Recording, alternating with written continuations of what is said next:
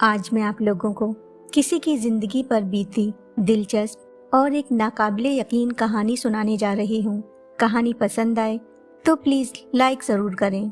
अपनी दादी के बारे में अपनी बीवी से बात करते हुए सोहेल ने फिक्रमंद लहजे में कहा, मुझे दादी की बहुत फिक्र होती है। अब वो आए दिन बीमार रहने लगी हैं। मेरे माँ बाप के गुजर जाने के बाद अब बस वही एक बची हैं, लेकिन अपनी जॉब की वजह से मैं उन्हें भी टाइम नहीं दे पाता हूँ। इस हालत में वो अकेली वहाँ रह रही हैं। ये सोचकर मुझे बहुत बुरा लगता है। उसकी बीवी ने कहा, अब इसमें हम लोग भी क्या कर सकते हैं? तुम्हारी दादी यहाँ आकर हमारे साथ रहने को तैयार ही नहीं। सोहेल ने एक लंबी सांस लेते हुए कहा, यही तो सबसे बड़ी परेशानी है। वो भी अपनी जिद पर अड़ी हुई हैं। हमेशा कहती हैं, मैं अपना घर छोड़कर कहीं नहीं जाऊंगी। ये घर तभी छूटेगा जब मेरा इस घर से जनाजा निकलेगा। उसकी बीवी ने कहा, आप परेशान ना हो, ऐसा कीजिए, कुछ दिन के लिए ऑफिस से छुट्टी लेकर अपनी दादी से मिलाइए। अभी कैसे जा सकता हूँ? गुड्डू के तो अभी एग्जाम चल रहे हैं। हाँ, इसीलिए तो कह रही हूँ, मैं और गुड्डू यहीं रहेंगे। आप जाकर दादी से मिलाइए और हो सके तो उन्हें अपने साथ भी ले आइएगा। उनको बोलिएगा कि बस कुछ दिन के लिए ही वो हमारे पास आकर रह लें। शायद वो राजी हो जाएं। ठीक है, मैं ऐसा ही करता हूँ, लीव एप्लीकेशन दे देता हूँ। कुछ रोज बाद सोहेल को छुट्टी मिल गई और वो अपनी कार से दादी के पास जाने के लिए निकल पड़ा। लेकिन पहुंचते पहुंचते दिन ढल गया, अंधेरा होने लगा और तेज बारिश भी शुरू हो गई। तेज बारिश की वजह से ड्राइविंग में प्रॉब्लम हो रही थी। वो किसी तरह जल्दी घर पहुंचना चाहता था। तभी अचानक एक लड़की उसकी गाड़ी के सामने आ गई। सोहेल ने ब्रेक लगाया और गाड़ी का शीशा नीचे करते हुए गुस्से से बोला, मरना चाहती थी क्या? लड़की घबराई हुई थी। प्लीज मुझे लिफ्ट दे दीजिए, बारिश की वजह से मुझे कोई ऑटो नहीं मिल रहा और अंधेरा भी होने वाला है। मैं यहाँ कब तक खड़ी रहूंगी? सोहेल ने एक पल के लिए सोचा कि क्या ऐसा करना ठीक होगा, लेकिन वो लड़की किसी अच्छे घर की मालूम होती थी और एक परेशान हाल लड़की को यूं बीच सड़क पर अकेले छोड़ देना कहाँ की इंसानियत है। यही सोचकर उसने कार का दरवाजा खोल दिया। बहुत शुक्रिया आपका। ये कहते हुए वो लड़की सोहेल के बगल वाली सीट पर बैठ गई। इसकी कोई जरूरत नहीं। ये बताओ, तुम इस वक्त यहाँ सुनसान जगह पर क्या कर रही थी? एक्चुअली पीछे वाले बस स्टैंड से मैं बस में चढ़ी। बाद में पता चला कि उस बस का रूट अलग था, इसलिए वो यहाँ बीच में ही मुझे उतार कर चला गया। बोला दूसरी बस मिल जाएगी, लेकिन मुझे यहाँ काफी देर हो गई और बारिश भी तेज थी, इसलिए मैंने आपसे लिफ्ट ले ली। सोहेल तिरछी नजरों से उसकी तरफ देख रहा था। सफेद रंग के सादे से सूट में गुमा हो रहा था, जैसे अंधेरे में धूप खिली हो। लंबी भीगी जुल्फें उसके बदन से लिपटी हुई, चेहरे पर पानी की बूंदें मानो मोती की तरह चमक रही थीं। हालांकि सोहेल ने उस लड़की को पहली बार देखा था, फिर भी ना जाने क्यों उसका चेहरा जाना पहचाना लग रहा था। अच्छा ये बताओ, तुम्हें जाना कहाँ है? उसने उस लड़की से पूछा। जहाँ आप जा रहे हैं, हम दोनों की मंजिल एक ही है। सोहेल ने हैरत से उसकी तरफ देखते हुए कहा, क्या मतलब? उसने मुस्कुराते हुए सोहेल की तरफ देखकर कहा, परेशान ना हो, मैं आपको रास्ता बताती रहूंगी। जैसे जैसे उस लड़की ने कहा, सोहेल गाड़ी चलाता रहा। एक घर के सामने आकर वो बोली, गाड़ी रोक दीजिए, यही मेरा घर है। सोहेल ने कहा, अरे यहाँ से मेरा घर तो बस कुछ ही दूर है। वो बोली, मैंने तो पहले ही कहा था, हम दोनों की मंजिल एक ही है। सोहेल ने घर की तरफ देखकर कहा, तुम यहाँ रहती हो? वो बोली, क्यों, क्या हुआ? एक्चुअली कुछ साल पहले यहाँ मेरी एक फ्रेंड रहती थी। उसने सोहेल की आंखों में देखते हुए कहा, क्या वो आपको अभी भी याद है? ऑफ कोर्स याद है, उसका नाम नूर था। सोहेल ने गौर से उस लड़की का चेहरा देखते हुए कहा, क्या तुम नूर तो नहीं हो? तभी मुझे काफी देर से ऐसा महसूस हो रहा था जैसे मैंने पहले भी तुम्हें कहीं देखा है। हाँ, मैं नूर ही हूँ। आपको अभी तक मैं याद हूँ? उसकी आंखों में अश्क छलक आए। हाँ, लेकिन तुम इतना इमोशनल क्यों हो रही हो? नजरें नीचे करते हुए वो बोली, कुछ नहीं, और गाड़ी से नीचे उतर गई। उसके बाद सोहेल अपने घर आ गया। दादी उसे देखकर बहुत खुश हुई। काफी देर तक वो उनके पास बैठकर बातें करता रहा। उसके बाद रात का खाना खाने के बाद वो सोने चला गया। दादी का घर शहर के अफरा तफरी के माहौल से दूर था। वहाँ शहर की ट्रैफिक का शोर ना था, ज्यादातर पेड़ पौधे थे। वो हरा भरा इलाका था।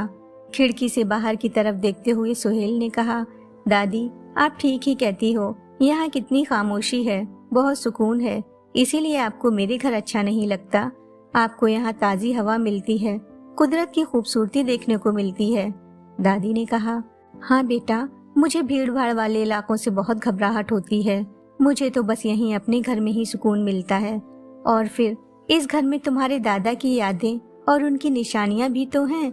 मैं उन्हें छोड़कर कैसे जा सकती हूँ? तुम यहाँ आ गए, अच्छा किया। कम से कम अपने आखिरी दिनों में तुम्हारे साथ रहने का मौका तो मिल गया। अरे दादी ऐसा मत बोलिए, अभी तो आप बहुत जिएंगी। सही कह रहे हो तुम, मेरा इतना ख्याल जो रखते हो, मेरी उम्र अब और बढ़ जाएगी। सुहेल ने दादी का हाथ अपने हाथ में लेते हुए कहा, दादी मैं तो हमेशा आपका इसी तरह ख्याल रखना चाहता हूँ, लेकिन आप हमारे साथ रहने को तैयार ही नहीं। वहाँ गुड्डू भी आपको कितना याद करता है। मैं हमेशा के लिए नहीं कह रहा, लेकिन आप कम से कम कुछ दिन तो हमारे साथ रहने के लिए आ सकती हो। गुड्डू की खातिर ही मान जाइए, आप वहाँ रहेंगी तो उसे भी अच्छा लगेगा। मैं आपका बैग पैक कर दूंगा, 1-2 रोज बाद हम दोनों यहाँ से निकल जाएंगे। दूसरे दिन जब सुहेल ग्रोसरी स्टोर से घर का कुछ सामान लेकर वापस लौट रहा था, तो रास्ते में उसे नूर दिखी। उसने अपनी कार उसके पास रोक दी और विंडो का शीशा नीचे करके बोला, नूर घर जा रही हो? चलो मैं तुम्हें छोड़ दूंगा। वो बिना कोई एतराज किए खामोशी से गाड़ी में बैठ गई। सुहेल ने उससे पूछा, तुम इस वक्त कहाँ से वापस आ रही हो? कहीं जॉब करती हो क्या? नहीं, मैं कुछ काम से गई थी। नूर इतने सालों बाद तुमसे मिलकर अच्छा लगा। अपने बारे में कुछ बताओ, तुम्हारी शादी हो गई क्या? उसने उदासी भरे लहजे में कहा, नहीं मैंने शादी नहीं की। सुहेल ने मुस्कुराते हुए कहा, क्या किसी खास शख्स के आने का इंतजार कर रही हो? उसने एक लंबी सांस लेते हुए कहा, जिससे मोहब्बत करती थी उसने किसी और से शादी कर ली। उसके आने की कोई उम्मीद नहीं, फिर भी कैसे कह दूं कि मुझे इंतजार नहीं। ओह आई एम सॉरी, सुहेल ने उसे दिलासा देते हुए कहा। जिस बंदे ने तुम्हारे जज्बातों की कदर नहीं की, तुम उसके लिए अपनी जिंदगी क्यों गंवा रही हो? नहीं, गलती मेरी थी। शायद मेरी मोहब्बत में इतनी कशिश ही नहीं थी जो उसके दिल तक पहुंच पाती। उसके दिल में मेरे लिए कोई जज्बात नहीं थे। ये जानने के बाद भी मैं कभी उसे अपने दिल से नहीं निकाल पाई और ना ही निकाल पाऊंगी। उसके दिल पर ना सही, लेकिन मेरे दिल पर तो मेरा पूरा इख्तियार है। मैं हमेशा उससे मोहब्बत करती रहूंगी। सुहेल ने नूर की तरफ देखते हुए कहा, वो बंदा बहुत खुशनसीब है कि दुनिया में कोई ऐसा है जो इस कदर उसे चाहता है, लेकिन शायद वो उतना ही बदकिस्मत भी है जो अपनी इस चाहत से महरूम रह गया। उस दिन घर आने के बाद सुहेल नूर के बारे में सोचता रहा। उसे बार बार नूर का चेहरा याद आ रहा था। शायद इसीलिए वो इतनी खामोश रहती है। कितना दर्द है उसके दिल में। रात में वो काफी देर तक उसके बारे में सोचता रहा। यही सब सोचते सोचते उसे नींद आ गई। अगले दिन सुबह नाश्ता करते वक्त वो चाय पीते हुए बोला, दादी मेरी स्कूल टाइम में एक फ्रेंड थी, उसका नाम नूर था। उसका घर यहाँ पास में ही था। कल मैं कुछ सामान लेने गया था तो वो मुझे रास्ते में मिल गई। फिर मैंने उसे अपनी कार में बैठाकर उसके घर छोड़ दिया। तभी दादी ने उसकी बात को बीच में ही रोकते हुए कहा, क्या नाम बताया तुमने उसका? नूर? ये नाम तो कुछ जाना पहचाना लग रहा है। हाँ याद आया, कुछ साल पहले नूर के वालिदैन यहाँ आए थे तुम्हारे लिए अपनी बेटी का रिश्ता लेकर, लेकिन उस वक्त तुम्हारी शादी हो चुकी थी। जब मैंने उन्हें ये बताया तो बेचारे मायूस होकर यहाँ से चले गए। सुहेल ने कहा, ये क्या कह रही हो आप? लेकिन आपने तो मुझे इसके बारे में कभी नहीं बताया। तुम्हें बताकर क्या करती? तुम्हारी तो शादी हो चुकी थी, फिर किसी का भी रिश्ता आए क्या फर्क पड़ता है? सुहेल को ये सुनकर बहुत दुख हुआ। वो सोचने लगा, कल नूर जिस बंदे के बारे में बात कर रही थी वो शायद मैं ही था। मैं ऐसा कैसे कर सकता हूँ? वो मेरी कितनी अच्छी दोस्त थी। यहाँ से जाने के बाद मैं तो उसे बिल्कुल भूल ही गया। मुझे कभी उसका ख्याल ही नहीं आया, कभी उससे कांटेक्ट करने की कोशिश ही नहीं की, और वो यहाँ मेरी मोहब्बत में तड़पती रही। अगर मैं यहाँ नहीं आता तो मुझे ये बात कभी पता ही नहीं चलती। काश मुझे उस वक्त जरा भी इस बात का एहसास हो जाता। उसने सही कहा था, मैं उसके जज्बातों को नहीं समझ पाया। मैं उसके घर जाकर उससे माफी मांगूंगा, अनजाने में ही सही, लेकिन मेरी वजह से उसे बहुत दुख पहुंचा है। ये सोचकर वो नूर के घर गया। उसने दरवाजे पर दस्तक दी तो एक अधेड़ उम्र की औरत ने दरवाजा खोला। वो शायद नूर की अम्मी थी। उसने सलाम करते हुए पूछा, क्या मैं नूर से मिल सकता हूँ? ये सुनते ही वो औरत गौर से सुहेल की तरफ देखने लगी। सुहेल ने सोचा, मैंने ऐसा क्या कह दिया जो ये मुझे इस तरह घूर रही हैं? सुहेल को लगा कहीं वो किसी गलत घर में तो नहीं आ गया। उसने एक बार फिर से कहा, आंटी, क्या आप बता सकती हैं नूर इसी घर में रहती है? वो बोली, तुम कौन हो बेटा? क्या नाम है तुम्हारा? मैं सुहेल हूँ। बचपन में नूर और मैं एक ही स्कूल में पढ़ते थे। मैं यहीं पास में ही रहता था। फिर मेरे पापा का ट्रांसफर हो गया और मैं यहाँ से चला गया। वो दरवाजे से पीछे हटते हुए बोली, अंदर आ जाओ। फिर अंदर आकर सोफे की तरफ इशारा करते हुए उससे बैठने को कहा और खुद सामने वाले सोफे पर बैठते हुए बोली, मैं नूर की माँ हूँ। वो बदनसीब मेरी ही बेटी थी। ये सुनकर सुहेल चौंक पड़ा। इसका क्या मतलब हुआ? वो गमगीन लहजे में बोली, बेटा, तुमने यहाँ आने में बहुत देर कर दी। नूर तुम्हारा इंतजार करके चली गई। कुछ साल पहले उसने खुदकुशी कर ली। उनकी बात सुनकर सुहेल के पैरों तले जमीन खिसक गई। अगर नूर कई साल पहले मर चुकी थी तो फिर वो लड़की कौन थी जो उसे इस घर तक लाई थी? उसने पूछा, लेकिन नूर ने ऐसा क्यों किया था? वो हमारी इकलौती बेटी थी। बहुत नाजों से उसकी परवरिश की थी। जब उसने जवानी की दहलीज में कदम रखा तो मैं अपनी बेटी की जल्दी शादी करके उसकी जिम्मेदारी से फारिग होना चाहती थी। लेकिन जब भी उसके लिए कोई रिश्ता आता वो हमेशा की तरह मना कर देती और यही जवाब देती कि इतनी जल्दी क्या है शादी करने की। एक दिन मैंने उससे कहा, बेटी, अगर तुम किसी और को पसंद करती हो तो बता दो, हम उसके माँ बाप से तुम्हारी शादी की बात कर लेंगे। तब उसने बताया कि वो सुहेल से मोहब्बत करती है और उसी से शादी करेगी। मैंने कहा, हम उसके माँ बाप से मिल लेंगे, लेकिन उसने बताया कि वो लोग कई साल पहले दूसरे शहर में शिफ्ट हो गए। अब तो बस उसकी दादी यहाँ रहती हैं। मेरे शौहर ने कहा कि हम लोग उनके घर उनके पोते के लिए अपनी बेटी का रिश्ता लेकर जाएंगे। फिर हम दोनों तुम्हारी दादी से मिलने गए, लेकिन तुम्हारी दादी ने बताया कि तुम्हारी तो पहले ही शादी हो चुकी है।